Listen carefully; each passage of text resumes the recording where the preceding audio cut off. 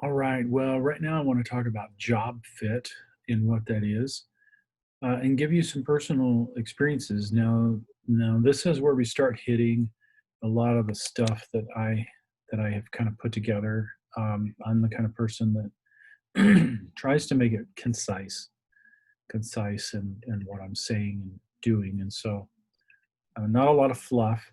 But I want to mention job fit and building your career. And so first off, you know, technology in the field of technology. We provide solutions, we fix problems, and I want you to read this. Right. So I'm just going to give you some highlights out of this. I want you to read this because you're going to do that reflection, and that reflection is going to be asking a lot about this too. So for instance, we try to make other people's jobs easier. That's what we do, right? We fix problems and we try to make other people's jobs easier. So in technology, we are often not on the forefront and we're support people. But without the technologists, nothing can get done in today's world. As a matter of fact, EAC or any organization without all that technology would pretty much just have to shut their doors and cease to exist. Only very small organizations can get away with not having somebody that knows how to do things. So, in any case, while it is true that most persons in technology love gadgets, as I mentioned before, usually what lies beneath that is this desire to learn new things and keep things fresh. So, I want you to ask yourself some questions. Do you love the new OS upgrade or the latest game system or phone? Does augmented or virtual reality excite you? And then, if so, you are really exhibiting the basic attributes for those that are in IT or IS because there is that I want something new. I didn't ever understand this about myself, but I get bored. I get bored probably quicker than most people. And that's one of the loves of technology that I have. This, I know how to use this OS, so I want another OS that I don't know how to use yet, or I want a different one just to look at how different it is. Um, that's below me. As a matter of fact, it's deep in me. That's what I mean, not below me. Um, I upgrade classes all the time for two reasons. I honestly really strive to keep the technology where it needs to be so that when you graduate, you're not behind the times. And I get bored. I teach a virtual server class, for heaven's sakes. You would have to go to a large community college like MCC or a university to take a class on virtual servers because most of the small places don't have instructors that have that desire and are willing to pay the price, right? I didn't deal with virtual servers. I stopped working in the full-time IT world in 2005. Virtual servers were around, but they were kind of stupid to use because it took really expensive equipment and there were so many problems with them. You'd spend just as much time just keeping those running as you would a standard server. But as I mentioned, there's that concept in technology where something first released is difficult to use and takes a lot of speciality and skills, and then it becomes easy and it becomes standard. And virtual servers are there's a lot of concepts there, but it's a lot easier than what it used to be. And so most places, that's the way they run things with virtual servers. Many servers on one piece of hardware. That's what that means, or spread across very robust hardware. But that just fascinates me. And so I get to the point where I'm like, gosh, I got to get into that, right? Why not teach a class on that, right? Why not give my students something that they put that on their resume and people are like, you took a class on virtual servers? What did you learn in that? Because they're like, whoa, you took that at a 2-year level? That's crazy, right?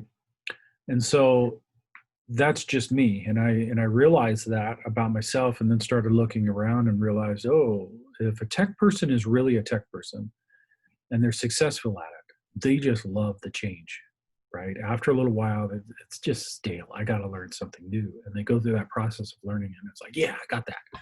And they go on. And so, how do you know if you're that type of person? Well, seriously, if you're like, oh, Windows 10's got an update coming out, I got to do that.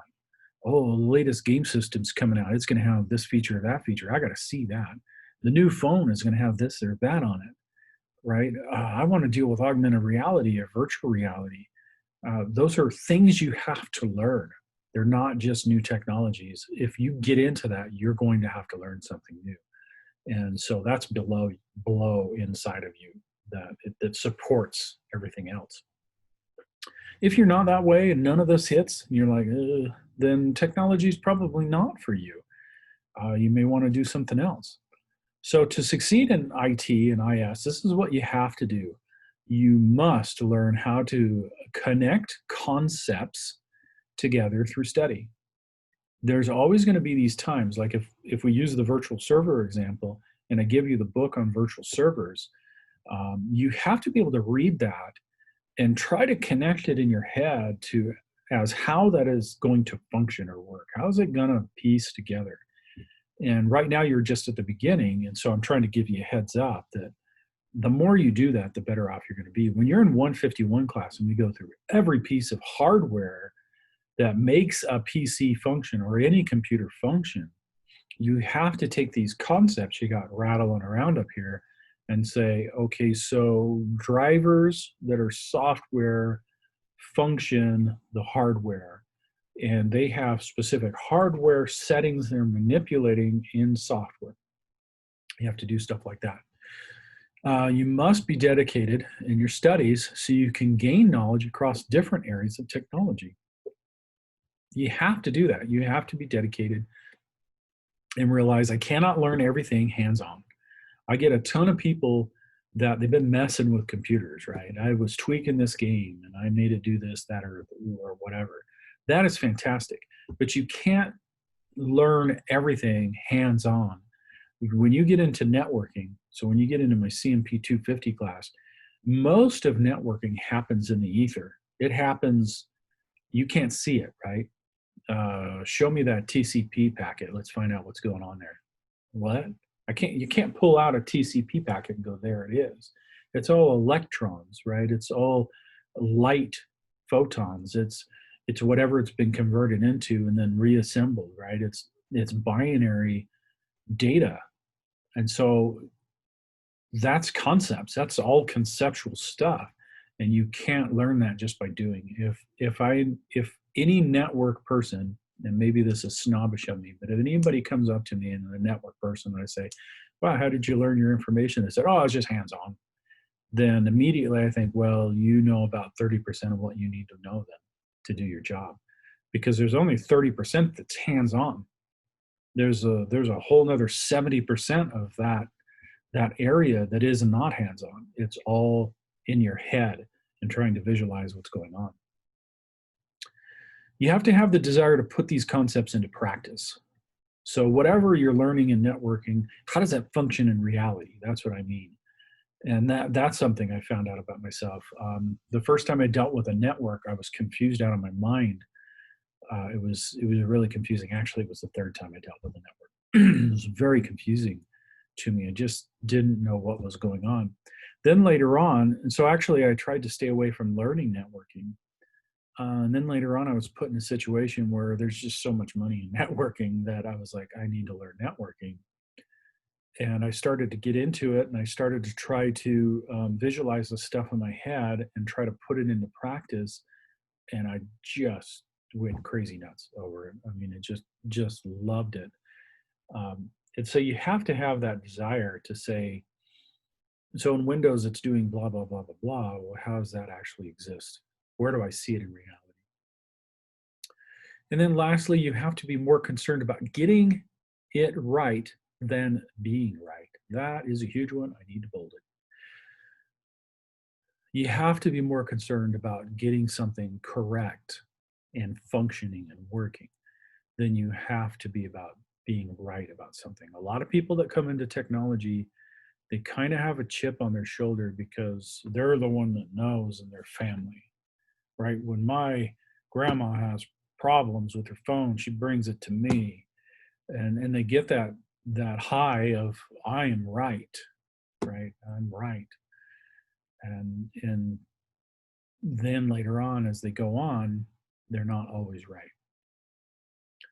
And what happens is at that point, you have the opportunity to either boast and pretend like you're right, or you need to go and fix it and actually make it right and be able to be humble enough to say, actually, it wasn't that problem. It was something else that I had to go research. If you can't do that, then you're going to be stifled. Or maybe you'll learn it in a very humiliating way. I've never been that way, but I've met a ton of technical people that are that way. They always have to be right, and they'll just sit there and lie to somebody's face. I used to have people take my networking class so they could come in and find out if their network person was telling them the truth. And then they would use what I taught them and they would go back. This is actually when I was teaching part time. And they'd go back and tell the person, nah, that's not the way that works. And then it wasn't long before that person would get fired. What was the problem? Well, the person, they had to be right. And so they'd make up these lies instead of actually trying to get things done correctly. In any case, moving on here, you also need to think as you start to build your career that we need to break down what is job satisfaction. Now, this is something I never thought about. So I'm trying to leap you into the future. And some of you already know what job satisfaction is because you've gone out and been dissatisfied, or you've been satisfied and probably more of the dissatisfied as if you're coming in to take classes, right? Um, and so hopefully I'll get people's comments on this because I'm sure this list is not um, totally full of what it could be. So you don't really think about that. You're kind of hoping when you get your education going that you're going to fall in love with something, and then that love of whatever it is will just make you happy your whole life. And of course, that's not what happens. Um, I quit my last job because not because I didn't like technology and not because I didn't like what I was doing. I loved what I was doing, and I loved technology, but I couldn't handle having 7 or 8 different bosses all vying for my attention and all getting upset and mad at me when they didn't get their way. And that was very difficult for me to deal with.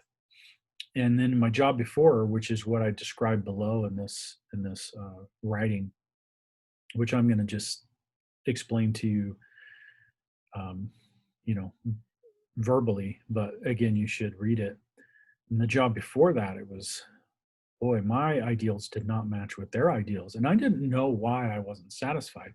And so once I came in and I started to teach this class, then I started to say, you know what would be important? You know what I wish I had known? I wish I had known, right? And I went down a list of things I wish I had known and added to it over time. And that's where all this comes from.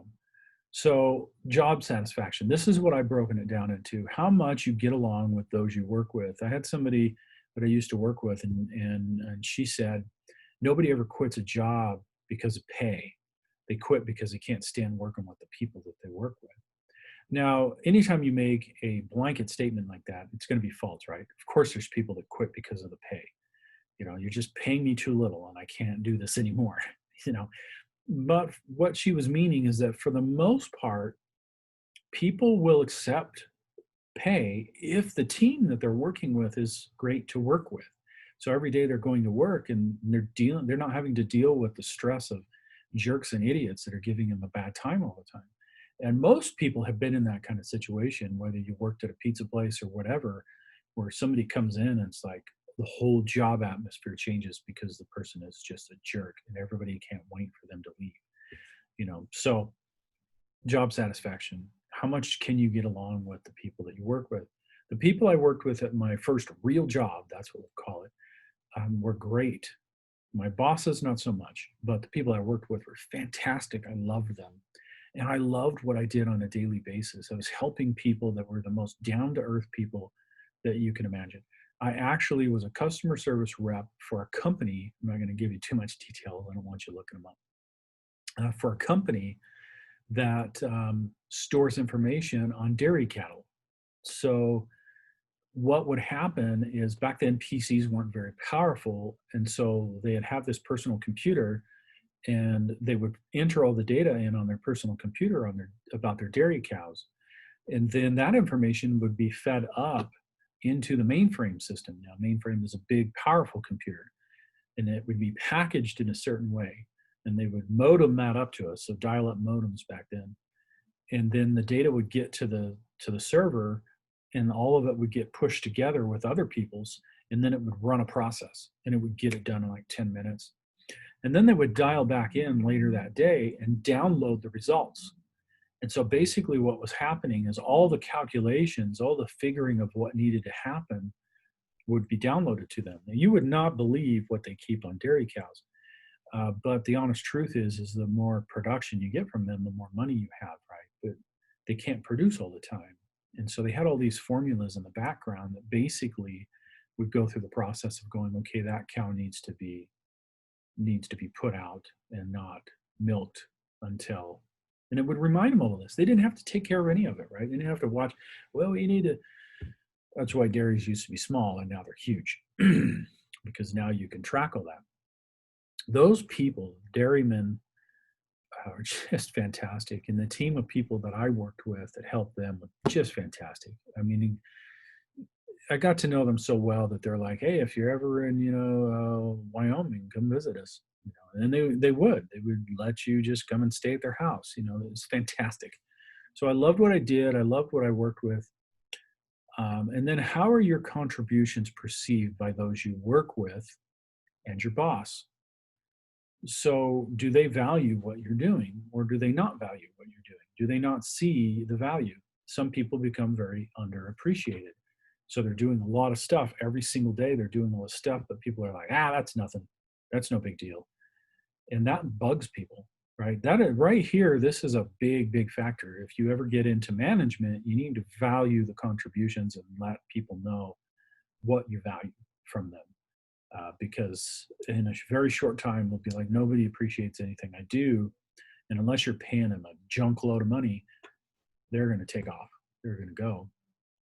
And I'll explain the story in a minute and how that really played into my decisions. And then the physical environment you work in, you may be a little claustrophobic, right? You may love everything about it, except for the fact that you work in a basement and never get to see the light of day for 10 hours a day. And maybe you get paid wonderfully and you like all the people, but you just can't deal with that. And people don't think of that.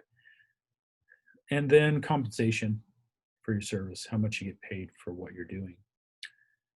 Again, pay may mean health insurance. It may mean a lot of stuff. A car that you get to drive, or the fact that you get a $2,000 bonus every year. There's a lot that goes into compensation. But when you're young and you haven't done much, this is what you think the overall thing is. That's what you think the biggest thing is. When in reality, all of these are bigger. Now, why I tell you this, and you may want to print this off and keep it with you, is so that when you go out there and start to gain this experience and you come in and you're like, oh, geez, I just don't know if I could take it today. What does that mean?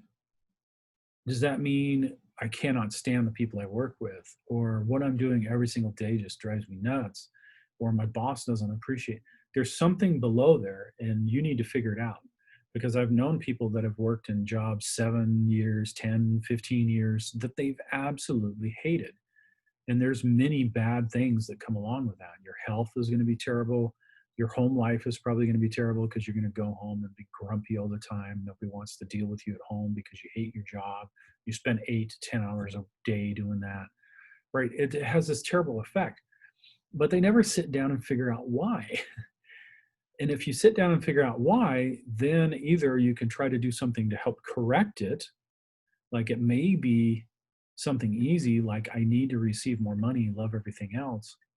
Or it may be, I just can't work in this environment. And you go in and talk to somebody and like, well, you can work from home. That's no big deal. You're like, what? Right? Now the job you hated is something that you love. Or maybe you're like, well, no, I don't feel like anybody appreciates me. And then your boss is like, I see what's happening here. I need to make sure that James knows that he's doing a great job and we need him around. Right? Just a little communication can solve problems like that.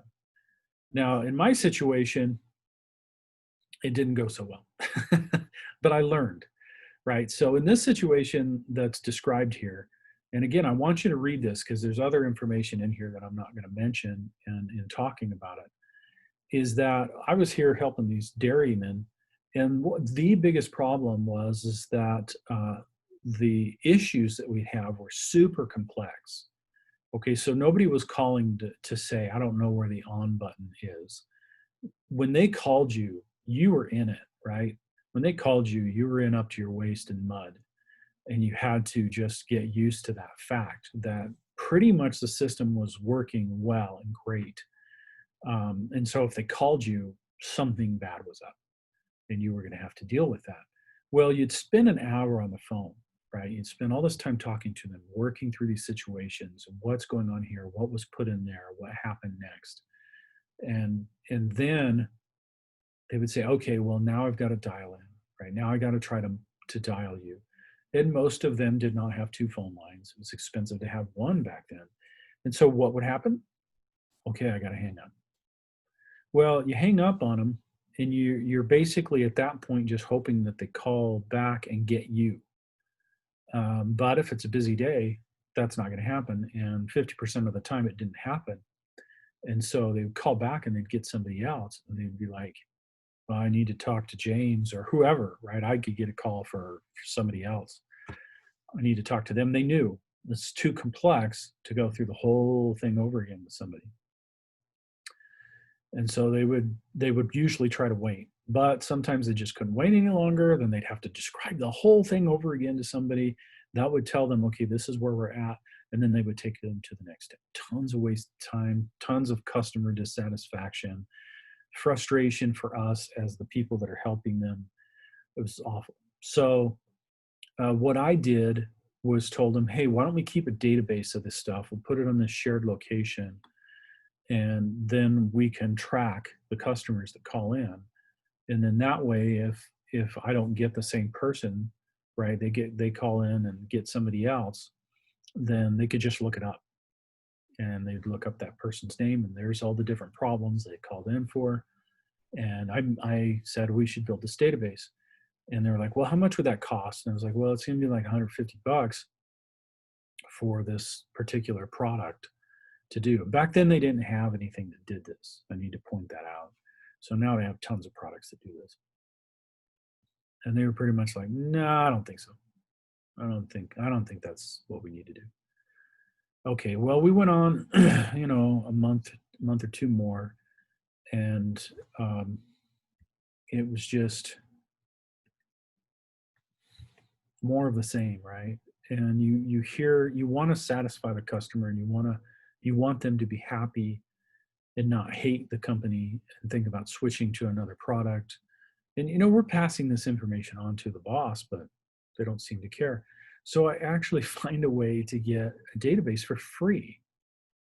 And I got this database system for free, basically from a friend, totally legit, not illegal or anything. And I spend time building this database. Basically, they don't know I'm doing it because I'm like, well, if they wouldn't pay $150 for this database, I'm probably not going to get much support. So I build this database, I put it out on the share. The whole team loves it. There's like 6 of us. They're like, this is fantastic. We've needed this forever. So glad. They give me some advice like, we should do this or we should do that. And I make the improvements and things. And it was really great to work as a team and get that going. And then, of course, now that I've seen that this is working and all of my fellow employees have seen it working, I think this is going to be a good time to go show the boss. And so then I go in and explain this whole thing. The boss got it totally free and totally legal, and this is what I built. He looks at it and he's like, so you've been spending your time when you're not on the phone doing this? And then I know, right? And I'm like, wow, okay. Um, he's pissed. And that's when I knew I need to get out of this place, right? Because this person who's my direct boss and the person above him don't appreciate any of this. When I left, they were still using that system. They probably used it for another 5 years because then other better systems from people had come out, right? That I determined then it was time to leave. That I was not going to be compatible. My ideals were not going to be compatible with their ideals. So instead of just quitting, though, what I did was I looked and said, well, then what are their ideals? And what I found was that they really, really valued you if you came in early and you stayed late. And so I began to come in early and study for a certification test so I could get out of that job for the 15 or 20 minutes before work, right? So I'm not doing anything productive. How could I be doing anything productive? Because I'm supposed to be on the phone and tech support doesn't start until this time, right? So I have the phone on. Somebody could have called me, but they're not going to call me because we're not supposed to be open yet, right? What do I have to do? I have nothing to do. Seriously, nothing to do. So I studied to get my next job and to get out. And I stayed after.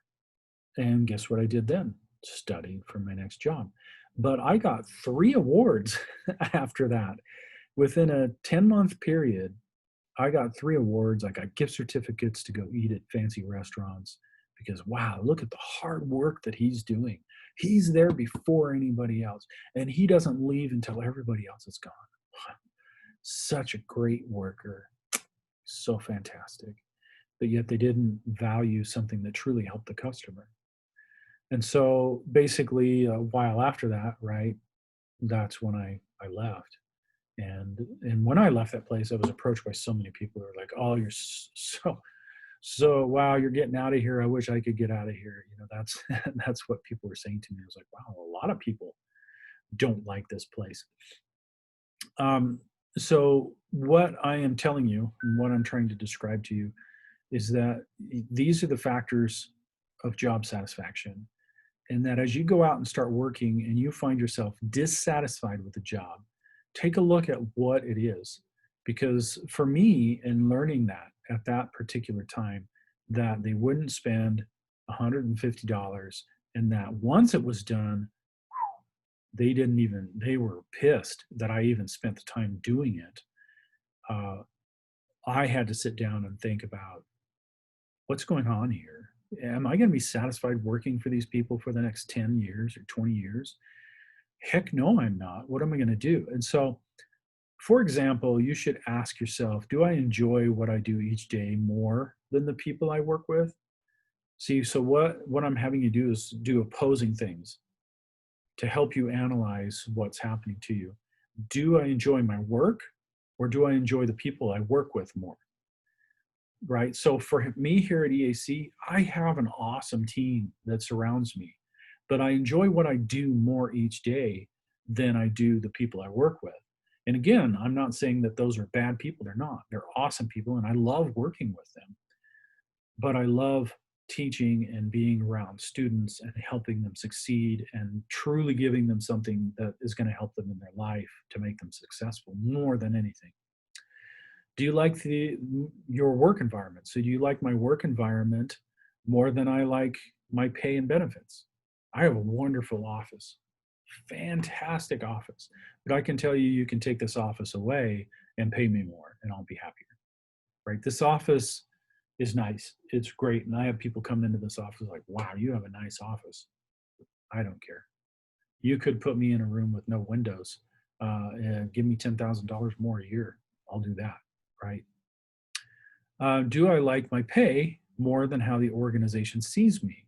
So, bottom line, the organization, James McBride, thank you so much for everything you do, or I want my pay, right? And for me, that's pay.